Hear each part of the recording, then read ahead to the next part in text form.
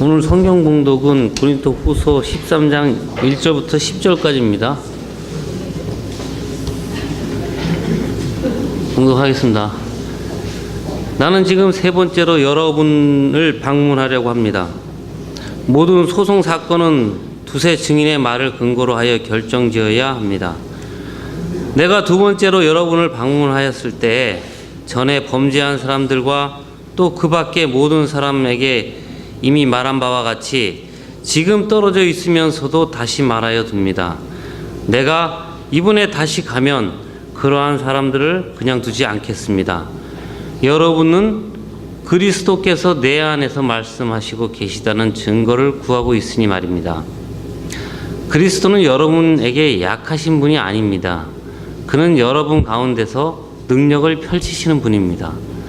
그분은 약하셔서 십자가에 못 박혀 죽으셨지만 하나님의 능력으로 살아계십니다.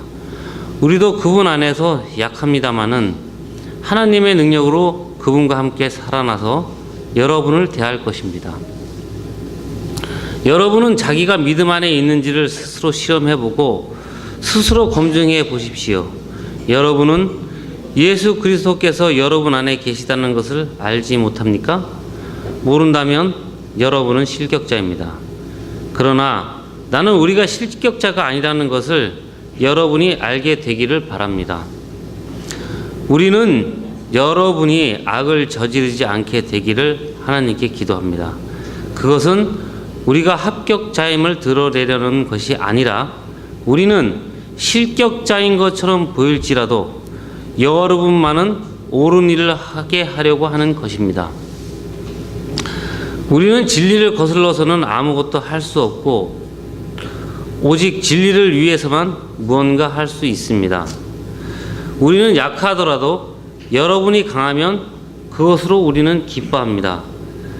우리는 여러분이 완전하게 되기를 기도합니다.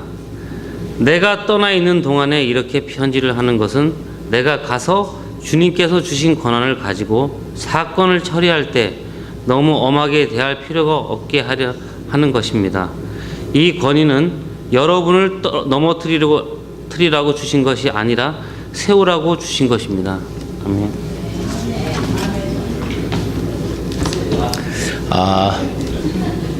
우리 집사님이 읽은 성경이 번역본이 다릅니다.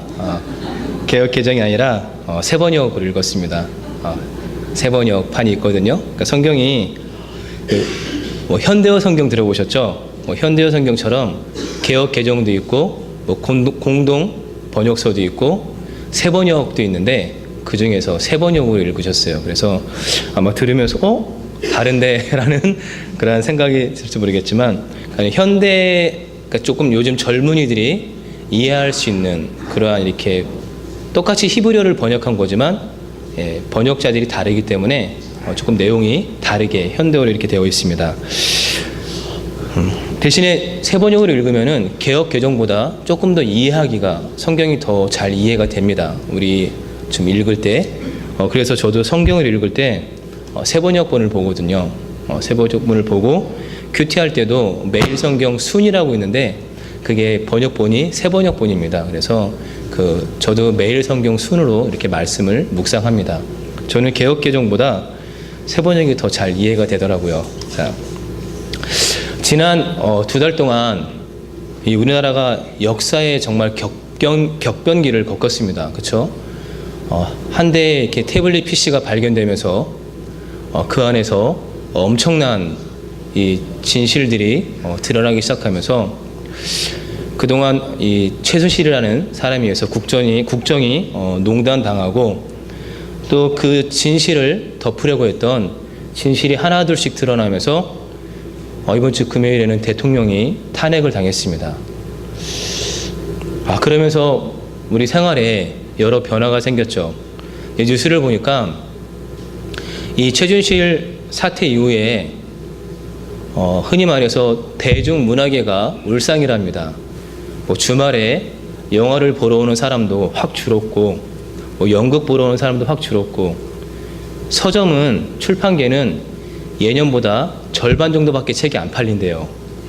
그러니까 국민들의 모든 관심이 그냥 거기에 집중되어 있는 겁니다. 국민들의 관심이 뭐 최순실과 박근혜 대통령과의 관계, 이 국정농단 사건에 집중되어 있다 보니까 영화 보러 갈 생각도 안 하고 뭐 서점에 가서 연말 되면은 보통 서점에 가잖아요. 그래서 책 한 권 사서 좀 한 해를 잘 마무리해야 되겠다라는 생각을 갖고 서점에도 가는데 서점에 가는 사람도 줄어들고 그래서 출판계가 울상이라고 합니다. 그래서 제가 그 뉴스를 듣고 저도 보니까 그 사건 이후로 서점에 가본 적이 없더라고요. 저도 관심이 다 거기에만 집중되어 있어가지고 과연 어떤 것이 진실일까에 집중되다 보니까 저도 서점에 간 기억이 없어서 이번 주에 서점에 가가지고 지금 책을 좀 들춰봤습니다. 지금 어떤 책이 살까, 어떤 책이 있을까 이 책 들춰보다가 이렇게 저와 이름만 같은 저자가 쓴 책이 딱 눈에 들어오더라고요. 정재영 교수가 쓴 책인데요. 교회 안 나가는 그리스도인 가나안 성도를 어떻게 이해할 것인가 라는 책이 제 눈에 들어왔습니다. 그래서 한 주 동안 그 책을 읽었는데 여러분 가나안 성도라고 들어보셨죠?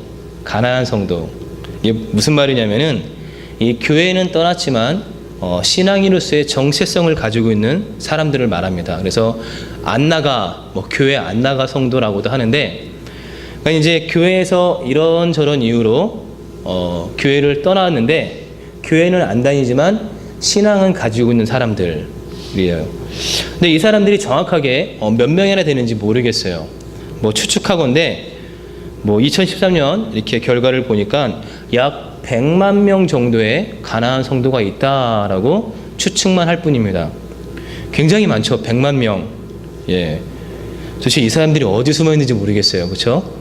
이 중에서 한 100명만 의료계 나와도 참 좋을 텐데 자, 어디 숨어 있는지 모르겠습니다. 아무튼 100만 명 정도 된다라고 말합니다. 그러면서 이 저자가 이 가나안 성도들에 대해서 연구합니다. 왜 이들이 교회를 떠났을까? 교회를 떠난 이유가 뭘까를 이렇게 사회학적으로 연구를 하는데요.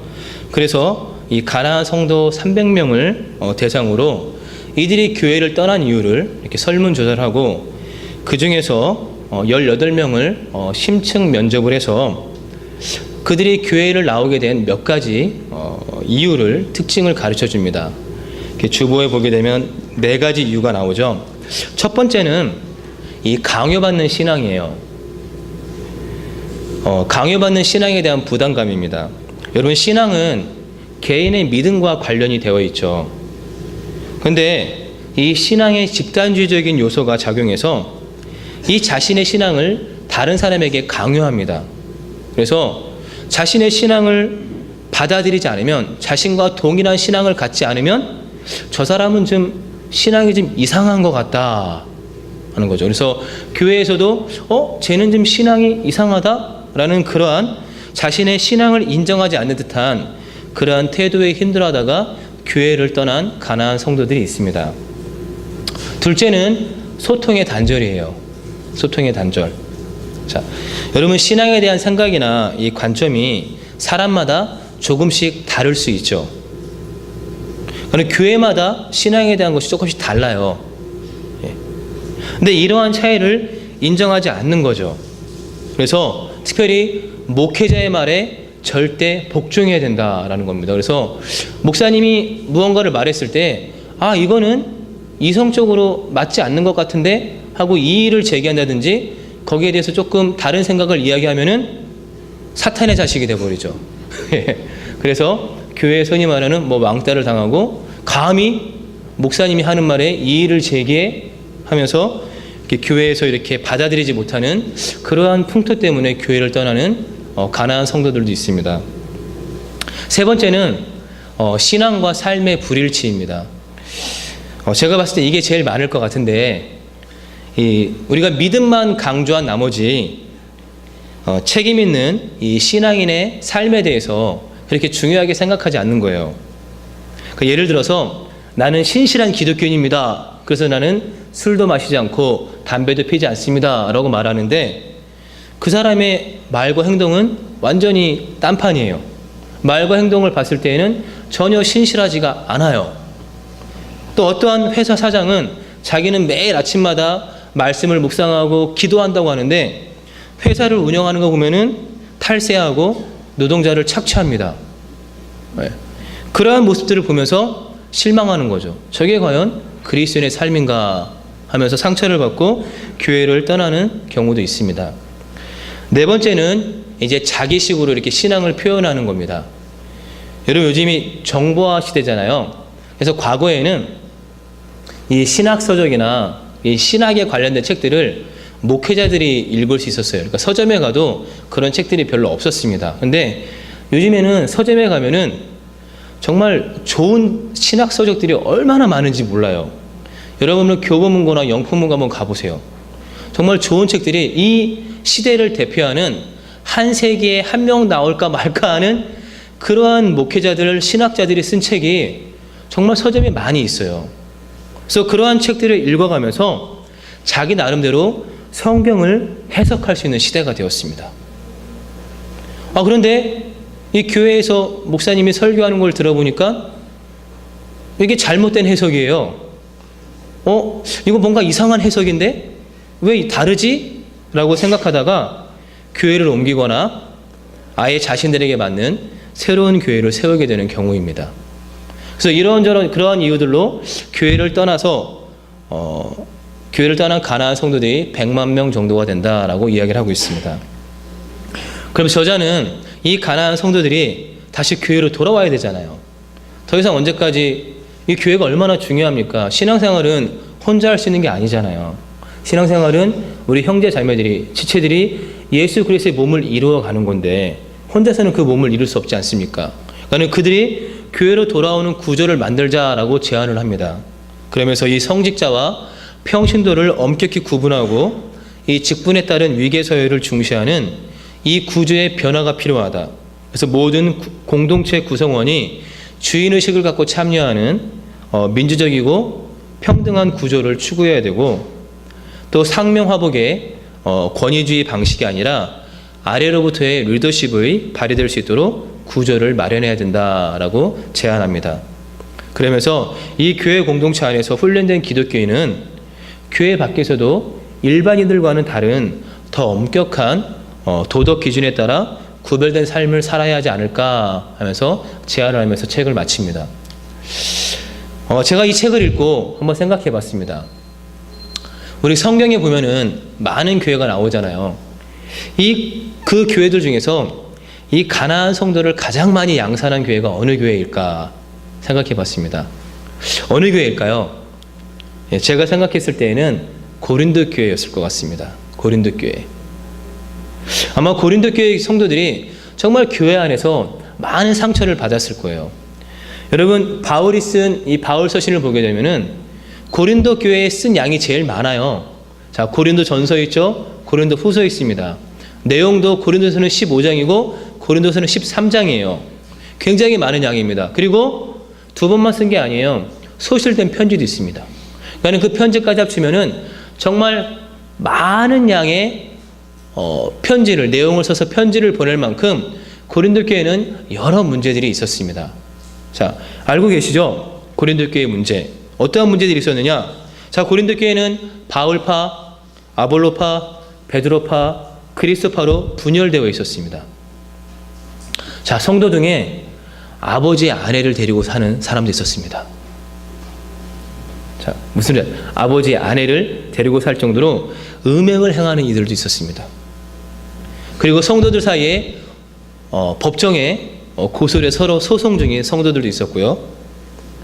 또 우상에게 바친 고기를 먹는 문제로 다툼이 있었고, 주의 만찬을 바르게 행하지 않는다며 싸우는 이들도 있었습니다. 또 예수님이 예수 그리스도의 몸을 이루라고 선물로 주신 은사를 가지고 이 은사를 받은 사람들이 은사를 받지 못한 사람들을 무시하고 차별했습니다.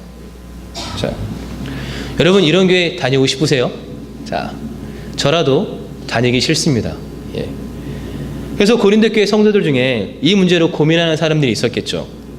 들리는 소리에 의하면 이 빌립보 교회는 하나님의 자녀답게 목표를 향해서 달려가고 있습니다. 골로새 교회는 질서 있게 살아가면서 예수 그리스도를 믿는 믿음이 더욱 굳건해지고 있습니다. 근데 지금 고린도 교회는 엉망진창이에요. 자기 체험에 특별함을 강조하면서 지배하려고 하는, 서로를 지배하려고 하는 심각한 영적 위기에 처해 있습니다. 자, 그런 상황 속에서 고린도 교회 성도들이 이제 이 교회 그만 다녀야겠다. 야, 교회 안 다닌다고 내가 뭐 예수님 믿는 게 달라지냐? 나 예수님 믿고 구원 받았는데 나 혼자서 신앙생활 해야 되겠다면서 교회를 떠나는 그런 성도들이 생기기 시작했겠죠. 여러분 어떠세요? 여러분 우리 교회 다니면서 우리 교회 그만 다니고 싶다라고 생각해 본 적 있으세요? 자, 우리 교회 그만 다니고 싶다. 저 교회 가면 더 좋을 것 같은데, 저 교회는 참 목사님도 설교도 잘하고 프로그램도 좋고 시설도 좋고 아이들도 잘 가르치고 교육 프로그램도 좋고 저 교회로 가볼까 하는 그런 생각 해본 적 있으십니까? 예, 없으시죠? 자, 없으실 거라 목이 타네요. 자, 믿습니다. 자, 아무튼 고린도 교회가 그런 심각한 문제를 갖고 있었습니다. 그래서 바울이 편지를 쓰죠. 그러면서 고린도 후서를 시작하면서 그들에게 말합니다. 여러분은 하나님 앞에서 그리스도의 향기입니다. 여러분은 하나님 앞에서 그리스도의 편지입니다. 라고 말합니다. 여러분, 그리스도의 향기, 여기서 향기가 뭘 말하는 걸까요? 향기. 이 향기가 냄새 좋은데 라는 그런 향기가 아니에요. 어떠한 향기냐? 여러분, 피리 부는 사나이라는 그 동화 들어본 적 있으세요? 피리 부는 사나이 그거 보게 되면은 독일의 이 하벨리라는 그 시에 정말 쥐가 너무 많아요. 그래서 쥐 때문에 사람들이 살 수 없을 정도예요. 그래가지고 시장이 이 쥐떼를 이렇게 없애주면은, 이 쥐를 없애주면은 상금을 주겠다 해가지고 사람을 모읍니다. 근데 한 사람이 와가지고 피리를 불어서 이 쥐들을 싹 마을에서 사라지게 해줬어요. 근데 시장이 마음이 바뀌어가지고 상금을 안 주고 그 사람을 쫓아내 버렸습니다. 그래서 그 사람이 주일 아침에 어른들 다 예배드리러 갔을 때 그 마을에 몰래 와가지고 피리를 불어서 마을 아이들을 다 데리고 사라졌다라는 이야기예요. 자, 근데 이 향기라는 게 뭐냐? 피리 부는 사나이가 부는 피리 소리예요. 그 아이들이 피리 소리를 들었을 때 그 소리에 이끌려서 그 피리 부는 사나이를 쫓아갔듯이 이 향기가 뭐냐? 우리 안에서 예수 그리스도의 향기가 나오기 때문에 우리들의 모습을 보면서 사람들이 우리를 따라온다는 거죠. 그래서 예수 그리스도로 인도하는 그러한 향기라는 겁니다. 그래서 바울은 말합니다. 이 향기가 멸망을 당하는 사람에게는 죽음에 이르게 하는 냄새가 되고 구원을 얻는 사람에게는 생명에 이르게 하는 향기다라고 말합니다. 자, 그럼 편지는 뭘까요? 편지. 여러분 요즘에 편지 잘 안 쓰죠? 그렇죠? 옛날에는 이렇게 제가 중고등학교 다닐 때 참 짧은 영어 자랑하느냐고 Dear my friends 그러면서 이렇게 편지를 쓴 적이 있습니다. 꼭 그냥 사랑하는 이여 그러면서 편지를 써본 경험이 있는데, 자, 이런 편지가 아니라 여기서 편지는 추천서예요. 추천서. 자, 여러분 이렇게 학교를 졸업할 때나 이렇게 취업을 할 때 교수님이 추천서를 써주는 경우가 있습니다. 어느 기업체에 교수가 딱 추천서를 써줍니다. 그러면은 그 학생이 추천서를 그 기업체에 제출을 하면은 거기 안에 그 학생의 숨결이 담겨 있어요. 이 학생이 어떠한 리더십을 갖고 있는지, 학교를 다니면서 대인관계가 어떠했는지, 어떠한 생활을 했는지 그 학생의 모든 것이 그 숨결이 그 추천서에 담겨 있습니다. 그러니까 우리가 그리스도의 편지라는 말은 우리가 예수 그리스도의 숨결을 느끼게 하는, 보여주는 추천사라는 의미예요. 그래서 바울은 말합니다. 이 편지는 먹물로 쓴 것이 아니라 살아계신 하나님의 영으로 사람의 마음에 쓴 편지여서 생명이 넘치고 다른 이들이 생명을 얻는 자리에 이르도록 만드는 힘이 있다라고 말합니다. 그래서 바울이 여러분은 예수 그리스도의 향기고 예수 그리스도의 편지입니다 라고 말한 후에 한 가지 걱정을 합니다. 무슨 걱정을 하느냐?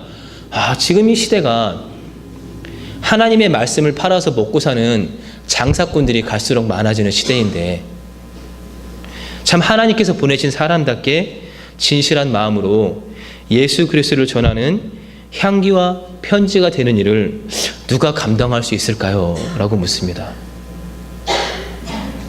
여러분 어떠세요? 여러분 그리스도의 향기로서, 그리스도의 편지로서 그 일을 감당할 수 있겠습니까? 대답이 없으시네요. 자, 여러분 그리스도의 향기로서 예수 그리스도의 편지로서 그 일을 감당할 수 있으시겠어요? 자, 쉽게 대답하기가 어렵죠. 그런데 이 다행히도 고린도 교회 성도들은 이 물음에 아멘으로 대답했습니다. 그래서 지난날의 잘못을 깨닫고 바울을 진심으로 그리워하고 예수 그리스도의 향기와 편지가 되기 위해 노력했습니다. 그래서 바울이 이제 그 고린도 교회에 편지를 마무리하면서 오늘 그들에게 한 가지를 한번 확인해 보라고 말하는 거예요. 그게 뭐냐? 우리 5절 말씀 다시 한번 읽어보도록 하겠습니다. 5절 함께 읽겠습니다. 너희는 믿음 안에 있는가? 너희 자신을 시험하고 너희 자신을 확증하라. 예수 그리스도께서 너희 안에 계신 줄을 너희가 스스로 알지 못하느냐? 그렇지 않으면 너희는 버림받은 자니라. 예, 바울이 마지막으로 고린도 교회 성도들에게 한 가지를 당부합니다. 그게 뭐냐? 여러분이 믿음 안에 있는지를 스스로 확증해 보십시오. 자, 여러분 믿음 안에 있습니까? 자, 한번 우리가 시간에 한번 우리 자신을 한번 확증해 봅시다. 내가 정말 믿음 안에 있는가? 내가 믿음 안에 거하고 있는가? 우리 자신을 한번 스스로 시험해보고 확증하는 시간 한번 가져보도록 하겠습니다. 우리가 믿음 안에 있는지를 확증하려면 어떻게 해야 될까요?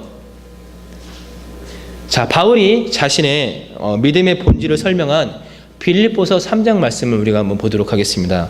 빌립보서 3장 4절을 보게 되면 바울이 이렇게 말합니다. 제가 한번 읽어보겠습니다.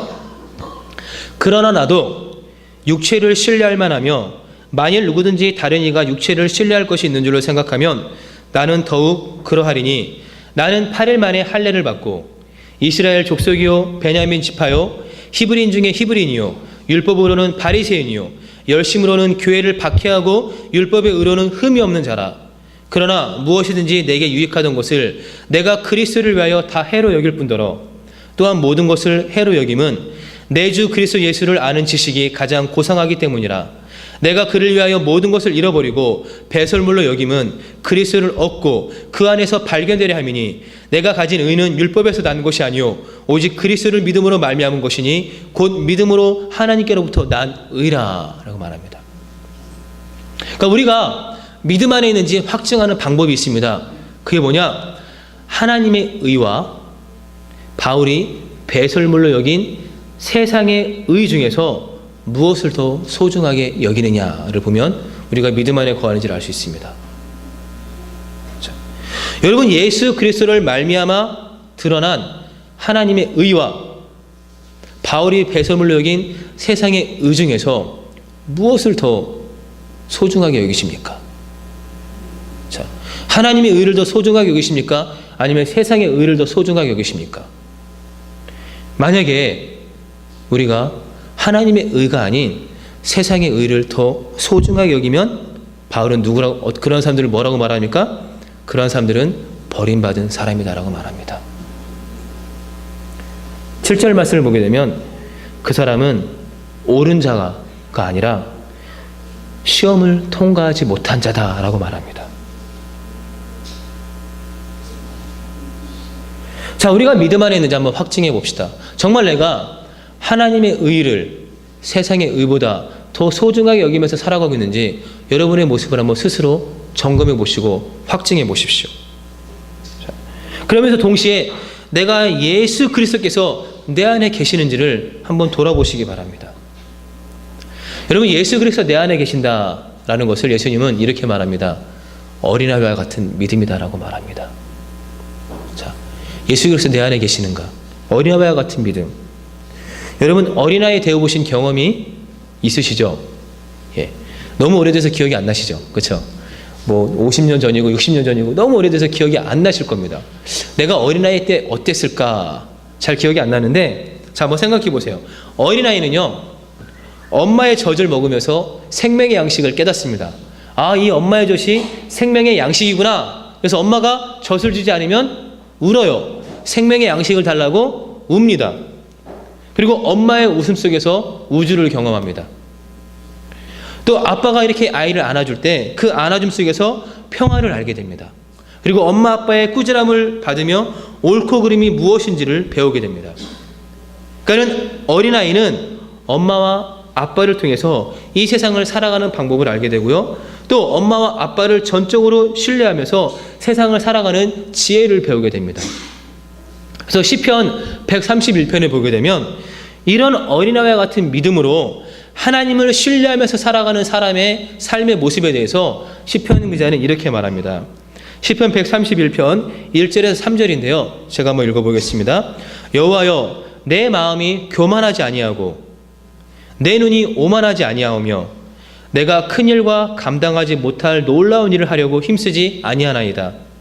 실로 내가 내 영혼으로 고요하고 평안하게 하기를 젖된 아이가 그의 어머니 품에 있음 같게 하였나니 내 영혼이 젖된 아이와 같도다. 이스라엘아, 지금부터 영원까지 여호와를 바랄지어다. 여러분, 어린아이처럼 예수님을 믿는 사람은 분에 넘치는 교만을 버리고 오만하지 않습니다.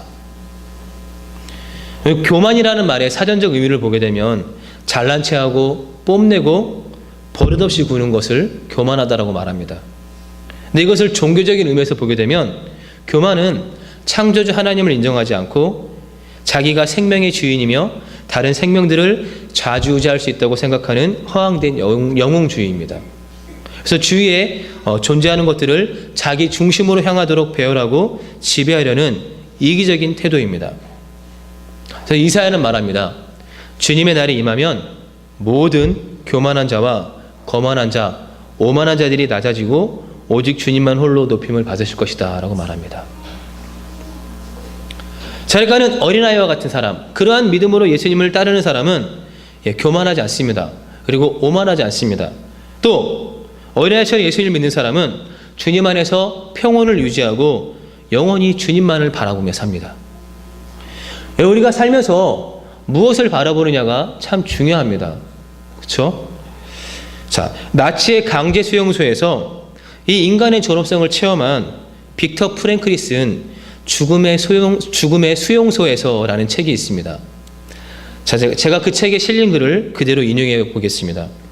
수용소에서 일할 때도 우리들은 종종 옆에서 일하는 동료의 눈을 돌려 바바리아 숲의 키 큰 나무 사이로 햇빛이 비치는 아름다운 풍경을 바라보게 했다.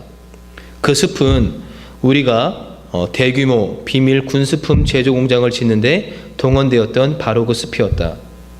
어느 날 저녁이었다. 죽도록 피곤한 몸으로 막삿바닥에 앉아서 스프 그릇을 들고 있는 우리에게 동료 한 사람이 달려왔다. 그리고는 저모장으로 가서 해가 지는 멋진 풍경을 보라는 것이었다. 밖에 나가서 우리는 서쪽에 빛나고 있는 구름과 짙은 청색에서 핏빛으로 끊임없이 색과 모양이 변하는 구름으로 살아 숨쉬는 하늘을 바라보았다. 진흙 바닥에 패인 웅덩이에 비친 하늘에 빛나는 풍경이 잿빛으로 지어진 우리의 초라한 임시 막사와 날카로운 대조를 이루고 있었다. 감동으로 인해 잠시 침묵이 흐른 뒤 누군가가 이렇게 말했다. 세상이 이렇게 아름다울 수도 있다니. 참 수용소에서 세상의 아름다움을 바라봅니다. 하루 종일 강제 노역을 시키고 저녁에 스프 한 그릇 주는 그러한 수용소. 매일 자기 동료들이 죽어나가고 산채로 인체 실험을 당하는 그러한 죽음의 수용소에서 그들은 세상의 아름다움을 바라봅니다. 히브리서 기자도 말하죠. 그러므로 이렇게 구름대와 같이 수많은 증인이 우리를 둘러싸고 있으나 우리도 갖가지 무거운 짐과 얽매는 짐을 벗어버리고 우리 앞에 놓인 다름질을 참으면서 달려갑시다. 믿음의 창시자요 완성자이신 예수를 바라봅시다. 그리하면 여러분은 낙심하여 지치는 일이 없을 것입니다. 우리 이 시간 한번 스스로를 한번 점검해 봅시다. 여러분은 예수 그리스도를 전적으로 신뢰하며 교만과 오만을 버리고 겸손하게 살고 있습니까? 살다 보면 겪게 되는 이런저런 일로 마음이 흔들릴 때 주님 안에서 평온을 유지하며 살고 있습니까? 주님만을 바라보며 그분의 성품을 담기 위해 자기를 살피고 또 살피며 살고 있습니까? 예수님은 우리 삶의 주인이십니다. 이제는 내가 사는 것이 아니요 오직 내 안에 그리스도께서 사시는 것이라는 말씀대로 우리는 예수님이 요구하시는 믿음의 삶을 살아가야 합니다. 자, 마지막으로 자신이 믿음 안에 거하고 있는지를 확증한 사람은 진리를 거스르지 않고 진리를 위해 살아갑니다. 우리 8절 말씀 함께 읽도록 하겠습니다. 읽습니다. 우리는 진리를 거슬러 아무것도 할 수 없고 오직 진리를 위할 뿐이니. 성경에는 진리라는 말이 여러 번 나옵니다. 진리라는 말이 가장 많이 나오는 게 요한복음이에요. 요한복음에 보게 되면 예수님이 진리라는 말씀을 자주 사용하십니다.